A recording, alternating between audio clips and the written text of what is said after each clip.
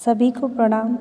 जैसा कि आपको विदित है कि हम बीए बीएड तथा बीएससी बीएड थर्ड ईयर तथा बीएड फर्स्ट ईयर के द्वितीय प्रश्न पत्र कंटेम्प्रेरी इन इंडिया एजुकेशन की तृतीय इकाई से अध्ययन कर रहे हैं, जिसमें हमने राष्ट्रीय माध्यमिक शिक्षा के बारे में पिछली कक्षा में पढ़ लिया था। लेकिन इस कक्षा में हम पढ़ेंगे समग्र नामांकन।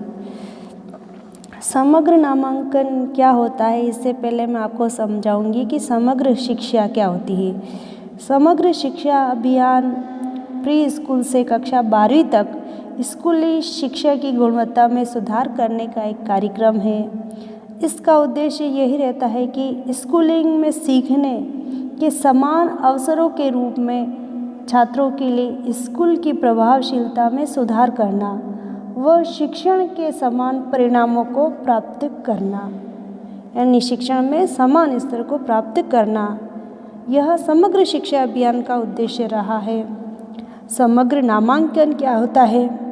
प्राथमिक स्तर पर समग्र नामांकन व्यवस्था का आशय उस व्यवस्था से होता है जिसमें शिक्षा प्राप्त करने योग्य प्रत्येक छात्र व छात्रा विद्यालय में शिक्षा ग्रहण करने के लिए आए। सरकार द्वारा अनेक प्रकार की योजनाएं चलाकर यह प्रयत्न किया जाता है कि 100% नामांकन की स्थिति उत्पन्न हो, यानी कि 100% नामांकन की स्थिति उत्पन्न हो, यानी कि सभी को शिक्षा मिले। परंतु प्राथमिक स्तर पर 100% नामांकन की स्थिति दृष्टिगोचर नहीं होती।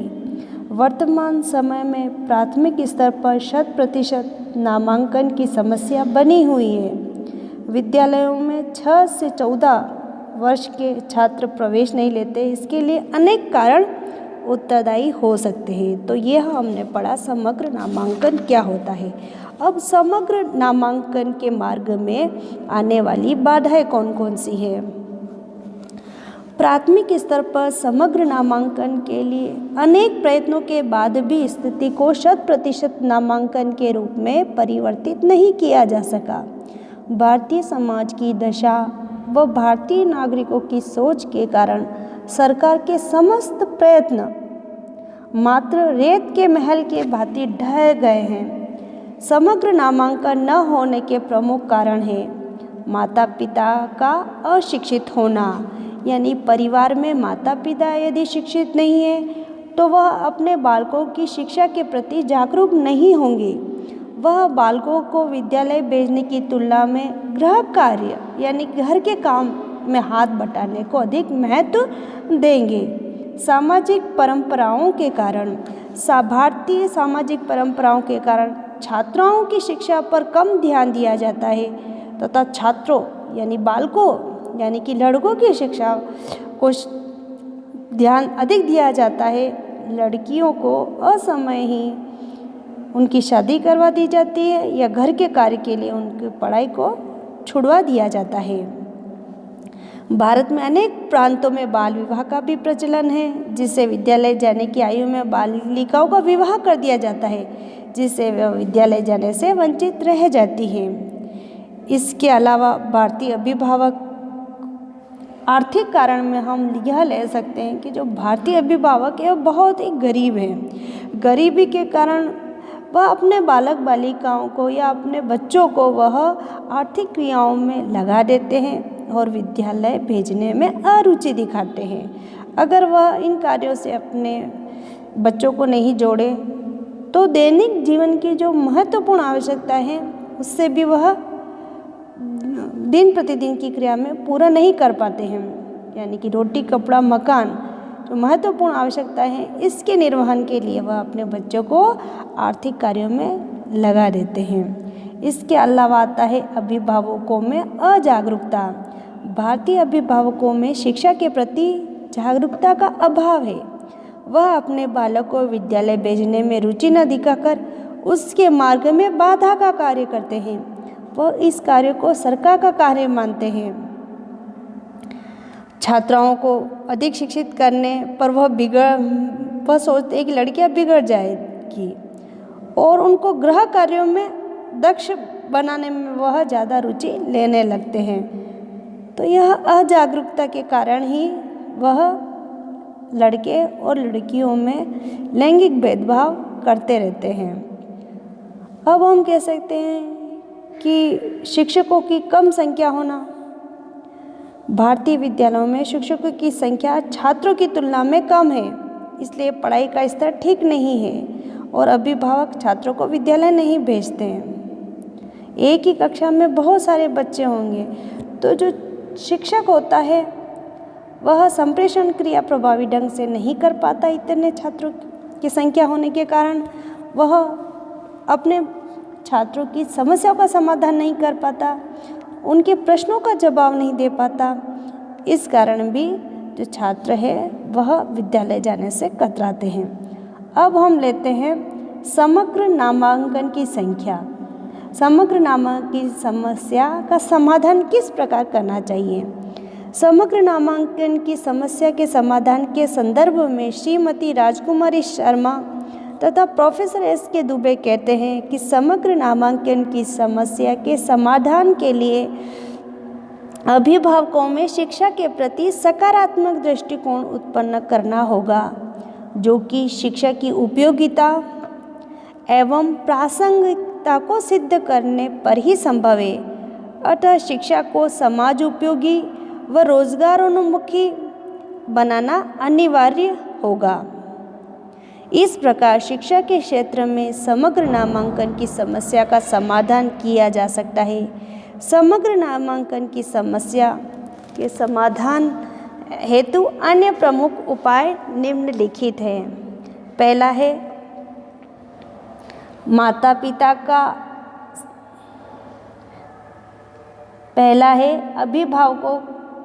अभिभावकों को प्रौढ़ शिक्षा व यहाँ क्लोज नहीं है, ये जो मैंने क्लोज लिख दिया है वह कार्यक्रम है, इसको कार्यक्रम पढ़ा जाए। कार्यक्रम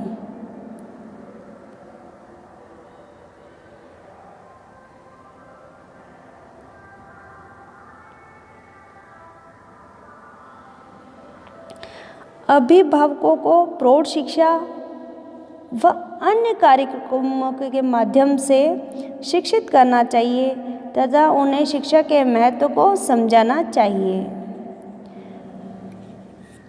दूसरा हम लेते हैं छात्रों को शिक्षा पर विशेष रूप से ध्यान दिया जाना चाहिए तथा यह बताया जाना चाहिए कि परिवार की कुशलता एवं भलाई उस अवस्था से संभव है जब वह परिवार की छात्राएं शिक्षित होगी। यानी कि एक जो बालक होता है या लड़का होता है वह एक घर का नाम रोशन करता है, लेकिन जो छात्राएं होती है वह अनेक घर को रोशन कर सकती है। 2 घर को तो रोशन करती है, साथ में समाज और देश को भी वह रोशन करती है।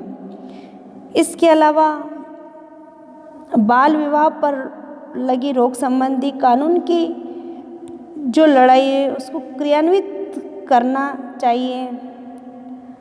कानून को कड़ाई से क्रियान्वित किया जाएगा तभी जाके बाल विवाह संबंधी जो रूढ़ियाँ हमारे देश में प्रचलित है उसका समाधान किया जा सकता है, इन कुप्रथाओं का प्रचलन बंद किया जा सकता है। तो बाल विवाह पर जो रोक लगी है तो उन कानूनों को कड़ाई से क्रियान्वित किया जाना चाहिए, जिससे पढ़ने की आयु में पढ़ाई का कार्य ही संभव हो सके। इसके अलावा हम ले सकते हैं कि अंधविश्वास व रूढ़िवादिता के ऊपर उठना चाहिए, यानी कि अभिभावकों को छात्र व छात्राओं की शिक्षा के लिए समान रूप से प्रेरित करना चाहिए। वो जो लैंगिक भेदभाव करते हैं तो उनके अंदर जो सोच बनी हुई है उनका समाधान होना चाहिए कि आज लड़कियां किसी भी क्षेत्र में लड़कों से कम नहीं हैं। इसके अलावा हम ले सकते हैं अभिभावकों को विद्यालय की शैक्षिक क्रियाकलापों में सहभागिता प्रदान करनी चाहिए। जैसे कि पीटीएम मीट होती है उसमें जो अभिभावक है उनको इन्वॉल्व करके उन छात्र की जो गतिविधियों के संबंध में अवगत करवाना चाहिए। समग्र नामांकन के लिए सरकार द्वारा अनेक प्रकार की योजनाएं चलाकर इसमें सुधार किया गया है, जैसे छात्रों को छात्रवृत्ति प्रदान करना, विद्यालय में मध्याह्न भोजन की व्यवस्था करना, निःशुल्क पाठ्य पुस्तकों की व्यवस्था एवं निःशुल्क विद्यालय गणवेश की व्यवस्था आदि अनेक कार्यक्रम हैं। अब हम लेंगे विभिन्न स्तरों पर नामांकन वृद्धि। विभिन्न स्तरों पर नामांकन वृद्धि यानी कि भारतीय प्रारंभिक शिक्षा में अनेक योजनाओं का आरंभ हुआ तथा उनके अनेक लाभ 6 से 14 वर्ष तक के बालक बालिकाओं को प्राप्त हैं। इसके निर्धारित उद्देश्यों को पूर्ण रूप से प्राप्त नहीं किया जा रहा है, क्योंकि वर्तमान समय में अनेक बालक उस आयु वर्ग के मिल जाएंगे जितना कि किसी भी विद्यालय में नामांकन नहीं हुआ है। इससे स्पष्ट होता है कि योजनाओं के उद्देश्यों को पूर्णतः प्राप्त करने में और प्रयत्न करना शेष है। सर्व शिक्षा अभियान के अनुसार बाल श्रमिक व मजदूरी करने वाले घुमक्कड़ बालकों के लिए प्रारंभिक शिक्षा की व्यवस्था की जा रही है। स्कीम में हम लेते हैं पहला 6 से 11 तथा 11 से 14 आयु वर्ग के विद्यालयों की नामांकित संख्या। सर्व शिक्षा अभियान का मुख्य उद्देश्य 100% नामांकन व्यवस्था के लक्ष्य को प्राप्त करना है।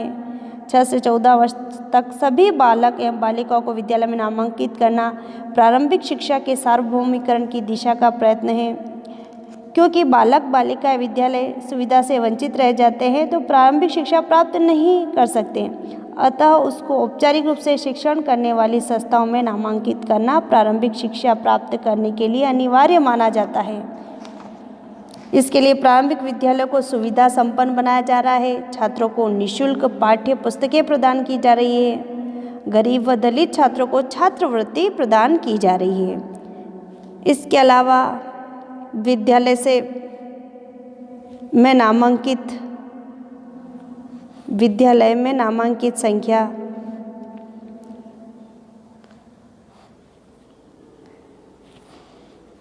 विद्यालय से बाहर यानी कि विद्यालय में 6 से 14 आयु वर्ग